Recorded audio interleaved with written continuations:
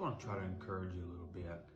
Sitting here reading the scriptures, and I come across this, and I think we've all come across this many times, and sometimes we just don't catch it, I don't believe. But you'll find this in John, the Gospel of John, chapter 16, verse 33, and scripture says, "These things have I spoken unto you, that in me you might have peace.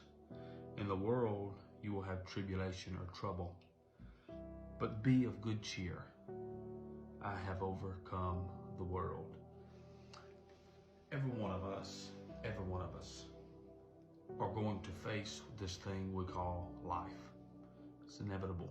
We're all going to go through things in life. We're going to face the same things in life as an unbeliever would face. And we're not exempt from the problems of life. We're not exempt from sadness and heartache and loss and death and our financial problems, our family problems, our health problems. We're not exempt from those things.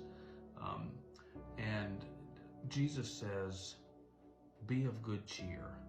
This world's going to bring tribulation. It's going to bring problems for you.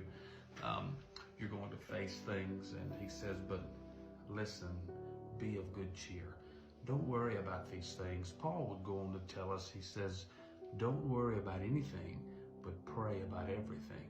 And so we've got to get it in our minds, and we've got to understand it deep down, that just because we have bad happen to us in life doesn't mean that God doesn't care.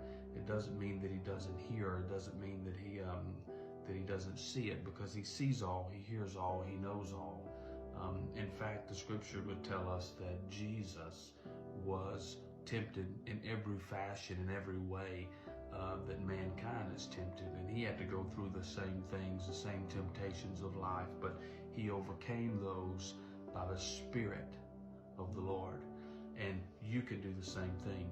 You don't have to live thinking that God has abandoned you or that you are of no value, because you are of value. You do mean something to the Lord. And but when you go through these things, keep it in the back of your mind, be of good cheer, because he has overcome the world already. You can be an overcomer. You don't have to live that way anymore. God doesn't want you living in that despair, heartache, suicidal thoughts, or the negativity or the depression or the anxiety or the frustrations of life. He doesn't want you living in that. Even though we go through that, he does not want you living through that. And he says, be of good cheer, because I've overcome the world. I hope this encouraged you today, and we love you. Be of good cheer.